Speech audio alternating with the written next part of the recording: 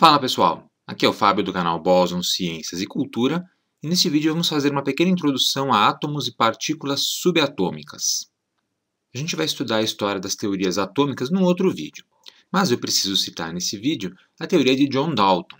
Na verdade, a ideia da existência dos átomos é bem antiga, remontando aos gregos antigos, mas a ideia moderna do átomo se origina a partir das teorias desse grande cientista, o inglês John Dalton, que em 1808 propôs que todas as substâncias são formadas por partículas minúsculas e indivisíveis, chamadas de átomos. Hoje, nós sabemos que os átomos não são indivisíveis. Mas, de qualquer forma, o trabalho de John Dalton foi muito importante por ser o grande pilar das teorias atômicas modernas. E, de acordo com Dalton, cada elemento possui um único tipo de átomo, e substâncias compostas são formadas pela combinação desses átomos. Bom, como é que a gente entende um átomo hoje? O átomo, cuja palavra vem do grego atomos, que significa indivisível, é a menor unidade da matéria que forma um elemento químico. Os átomos, na verdade, eles são constituídos por partículas menores, partículas subatômicas, e tem muito espaço vazio dentro dos átomos. Dentro dos átomos, as partículas subatômicas são arranjadas em um núcleo, uma parte central muito pequena e muito densa, e também ao redor do núcleo. E o átomo ele tem um raio. Esse raio é em torno de 100 mil vezes maior que o raio do seu núcleo, por isso a gente diz que tem muito espaço vazio. As partículas subatômicas são os prótons, os nêutrons e os elétrons. Os prótons e os nêutrons são encontrados nesse núcleo denso e os elétrons orbitando no espaço restante do átomo. Então essa figura representa de forma bem simplista um átomo. Aqui nós temos o núcleo atômico, que é constituído por partículas prótons e nêutrons, e nós temos os elétrons orbitando ao redor deste núcleo. Os prótons eles têm carga positiva, carga elétrica. Os elétrons também têm carga negativa, oposta à do próton, e o nêutron, como o próprio nome diz, é uma partícula que não tem carga, ele é neutro, portanto carga zero. 99,999% do átomo é espaço vazio, como até dá para a gente ver aí de forma simplificada na figura. E o raio do átomo é cerca de 100 mil vezes maior que o raio do núcleo. Nessa tabela, eu tenho algumas características das principais partículas subatômicas. As cargas relativas do elétron, próton e nêutron, menos 1 mais 1 e 0.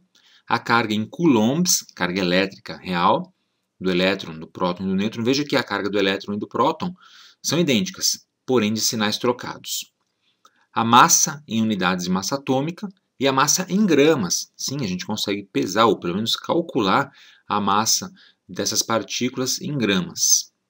E como a gente vê pelos números, a massa do átomo é constituída basicamente pelos prótons e nêutrons. A massa dos elétrons é basicamente desprezível, insignificante, porque ela é 1836 vezes menor do que as massas do próton e do nêutron, que não são iguais entre si. Existe uma pequena diferença entre a massa do próton e a massa do nêutron. A carga do átomo ela é dada pela soma das cargas elétricas dos elétrons e dos prótons, e a massa do átomo pela soma das massas do nêutron e do próton. O próton é a partícula presente no núcleo do átomo com carga positiva que determina a natureza do elemento químico. O número de prótons determina o número atômico do elemento que corresponde a cada elemento químico diferente um do outro. O próton ele foi, digamos assim, descoberto e nomeado pelo cientista neozelandês Ernest Rutherford. O átomo de hidrogênio, ou pelo menos o isótopo mais comum do hidrogênio, é o único elemento que tem prótons, mas não tem nêutrons. Ele tem apenas um próton no núcleo e nenhum nêutron. Então, o núcleo de um átomo de hidrogênio é basicamente um próton. O próton ele é uma partícula composta. Na verdade, ele também, em tese, pode ser subdividido. Ele é formado por partículas que recebem os nomes de quarks. No caso do próton, 2 quarks do tipo up e 1 quark do tipo down. Além disso, esses quarks eles são mediados por outras partículas chamadas de gluons. Dos quarks e dos gluons eu vou falar um pouquinho já já. Antes disso, falemos sobre os nêutrons, a outra partícula também presente no núcleo do átomo, juntamente com os prótons. O nêutron também é uma partícula composta, também formada por quarks, só que no caso quarks down, 2 down e 1 up, e também mediados por gluons. Quando eu digo mediados por gluons, eu quero dizer, na verdade, que esses quarks eles se mantêm unidos por essas partículas gluons. E assim, juntamente com os prótons, os nêutrons compõem a massa do átomo. O número de nêutrons no núcleo do átomo determina o isótopo do elemento químico. Não determina qual é o elemento químico. Variar o número de nêutrons não muda a natureza do elemento químico. Prata continua sendo prata, ouro continua sendo ouro, mas o isótopo muda. E eu recomendo que você assista o vídeo sobre isótopos que a gente tem aqui no canal. Eu vou deixar o link aqui na descrição do vídeo também. Os nêutrons foram descobertos pelo cientista James Chadwick em 1932. Então, dessas três partículas, prótons, nêutrons e elétrons, os nêutrons foram os últimos a serem descobertos. E a primeira partícula dessas a ser descoberta foi o elétron, descoberto por Sir Joseph John Thomson, ou J.J. Thomson, em 1897. O elétron ele não está presente no núcleo do átomo, ele é encontrado em locais que a gente chama de níveis de energia, fora do núcleo do átomo. Eles têm carga elétrica igual a do próton, porém de sinal trocado. A gente convenciona chamar de carga negativa. O número de elétrons vai determinar, portanto, a carga do átomo. Vai dizer se ele é um átomo neutro ou se ele é um íon, por exemplo.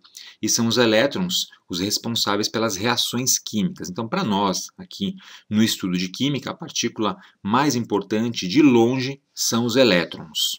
E os elétrons têm importância em outras áreas do conhecimento também. O movimento dos elétrons dentro de um material condutor provoca a corrente elétrica. Então, toda a ciência da eletricidade e eletrônica está fundamentada na existência dos elétrons.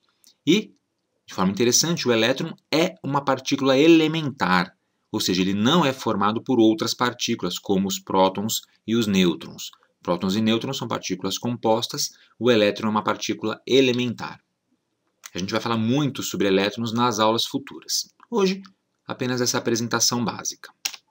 Eu falei em carga do átomo. Então, a carga total do átomo é o balanço entre o número de prótons e o número de elétrons.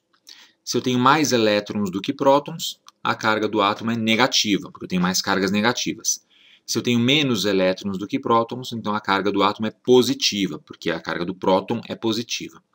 Os nêutrons não têm influência na carga do átomo. Então, aqui eu tenho um exemplo de um átomo de cloro. Elemento número 17 na tabela periódica, 17 significa o número de prótons do elemento. O 36 que aparece ali em cima, o número de massa, é a soma do número de prótons com o número de nêutrons. E veja aqui, do lado direito eu tenho um número 1 menos, um número 1 negativo. Esse menos 1 indica que trata-se de um átomo que tem carga, ele é um íon. O 1 menos simplesmente diz que ele tem um elétron a mais, portanto ele tem carga negativa. Já o átomo da esquerda, como não tem esse 1 menos representado, ele tem o mesmo número de prótons e de elétrons, portanto é um átomo neutro. Bem, ao falar sobre os prótons e nêutrons, eu citei que são partículas compostas formadas por outras partículas. E eu citei o termo quark. Então o que é um quark? É abreviado por Q. Essa é uma outra partícula elementar, assim como os elétrons, que são constituintes fundamentais da matéria. Eles se combinam para formar prótons e nêutrons que, coletivamente, são chamados de hadrons, em ciência de física de partículas. Toda a matéria que a gente consegue observar é formada por quarks. Tá? Quarks up, down e elétrons. Os quarks tiveram sua existência proposta em 1964, pelos físicos Murray Gell-Mann e Georg Zweig. Porém, a sua existência foi confirmada experimentalmente em 68, lá no Centro de Aceleração Linear em Stanford, hoje chamado de SLAC. Você vê a fotografia do Murray Gell-Mann aqui do lado direito. Uma curiosidade sobre os quarks é que eles nunca são encontrados isolados, somente combinados. Então não existe um quark sozinho, somente quarks combinados com outros quarks. E existem 6 tipos dessa partícula elementar: up, down, charm, strange, top e bottom. Sendo que o up e o down são os quarks estáveis e, por isso, eles formam os prótons e nêutrons. Porém, para manter os quarks unidos formando essas partículas, existe uma outra partícula muito importante, que é o gluon, abreviado por G. É uma partícula que age como uma espécie de partícula de troca de força, força forte entre os quarks, ou seja, que mantém esses quarks unidos, colados. Inclusive, vem daí a palavra gluon, vem do inglês glue, que significa cola. A existência dos gluons também foi proposta no século passado, em 1976, pelos físicos John Ellis, Mary Gaillard e Graham Ross. Porém, eles foram descobertos no colisor de pósitrons-elétrons Petra em 79, no DESY, que é o Deutsches Elektronensynchrotron, um síncrotron localizado na cidade de Hamburgo, lá na Alemanha. E os gluons, interessante, são uma forma de bósons. O bóson é uma categoria de partículas. Tá? Os gluons são um tipo de bóson. E aí você já tem uma ideia de onde vem o nome deste canal aqui. E na prática existem 8 tipos de gluons. Eu não vou entrar em detalhes sobre esses tipos porque nossa aula é mais focada em química do que em física de partículas. É só para a gente conhecer mesmo, saber de onde vêm essas partículas importantes para o nosso estudo. Então, resumindo a constituição dos prótons e nêutrons, eles são formados por partículas ainda menores, partículas elementares, que são os quarks e gluons, em combinações específicas. Então, o próton tem 2 quarks up e 1 down, e o nêutron 2 quarks down e 1 up, mediados ou unidos, é o que significa esse termo, por gluons, como você pode ver nessas figuras aqui. Os prótons e nêutrons têm importância na química? Sim, também têm importância na química, não tanto quanto os elétrons, porém, em alguns ramos da química eles são muito importantes, como por exemplo na química nuclear, que a gente vai estudar lá na frente. E dando uma palhinha sobre as partículas elementares, elas são divididas em 2 grandes grupos, os férmions e os bósons, sendo que os férmions são divididos em quarks, como a gente já citou, e numa outra categoria de partículas que são os leptons, dos quais o elétron faz parte, além de outras partículas como os muons, taus e neutrinos, que talvez você já tenha ouvido falar em algum lugar. Os bósons são divididos em 2 categorias, vetoriais e escalares, sendo que os bósons vetoriais incluem o gluon, bóson Z, bóson W e o fóton, a partícula que permite a existência da luz. E os bósons escalares incluem o bóson de Higgs, partícula confirmada não muito tempo atrás, em 2012. E que, curiosamente, é a partícula que me inspirou a dar o nome para este canal aqui. As partículas subatômicas elas são organizadas em um modelo chamado Modelo Padrão de Partículas Elementares, que é um framework teórico para descrever as partículas elementares que são conhecidas. E veja que ser uma partícula subatômica não significa que ela é uma partícula elementar, como os prótons e os nêutrons comprovam. Essa figura mostra os férmions, os bósons, a divisão em quarks e leptons, bósons vetoriais e escalares, com os nomes de cada partícula, e dentro de cada quadrinho desses temos informações específicas, características de cada partícula, como por exemplo o spin, a carga e a massa de cada uma delas. Não precisa se preocupar com esse tipo de informação agora, é só uma curiosidade mesmo, mas que é legal saber, afinal de contas, o estudante de química precisa ter o máximo de conhecimento possível sobre o funcionamento do átomo. E como é que a gente sabe que essas partículas existem? As partículas subatômicas elas são teorizadas, geralmente calculadas, e aí experimentos científicos são projetados para tentar descobri-las, confirmar essas teorias, essas previsões. Esses experimentos são geralmente realizados em colisores e aceleradores de partículas de alta energia, como o LHC, o Large Hadron Collider, que é o maior colisor de partículas do mundo atualmente, usado para testar previsões de diversas teorias da física de partículas, como por exemplo as propriedades do bóson de Higgs, e também para a busca de novas partículas subatômicas, além de outras questões da física.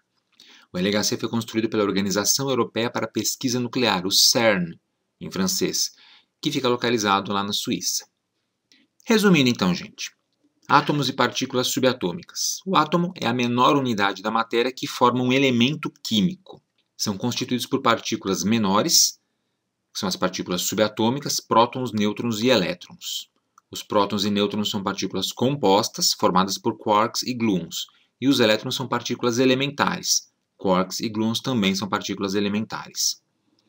O modelo padrão explica e descreve as partículas elementares conhecidas, e essas partículas são estudadas e descobertas em equipamentos chamados de colisores e aceleradores de partículas. Equipamentos gigantescos, caríssimos e de altíssima energia. Aí na tela está a minha bibliografia. Recomendo esses livros para você se aprofundar nesses assuntos, e nos próximos vídeos vamos tratar mais especificamente dos elétrons, porque os elétrons são a partícula fundamental da química, mas também estudaremos em química nuclear mais para frente muito os prótons e os nêutrons. E não se esqueça, assista o vídeo sobre isótopos para você entender um pouquinho mais o papel dos nêutrons dentro de um átomo. Espero que você tenha gostado. Aproveite para se inscrever aqui no canal Boson Ciência, se você não for inscrito ainda. Se já for inscrito, clique no sininho aqui embaixo para ativar as notificações e ser avisado quando a gente tiver conteúdo novo postado aqui no canal. Obrigado e até a próxima!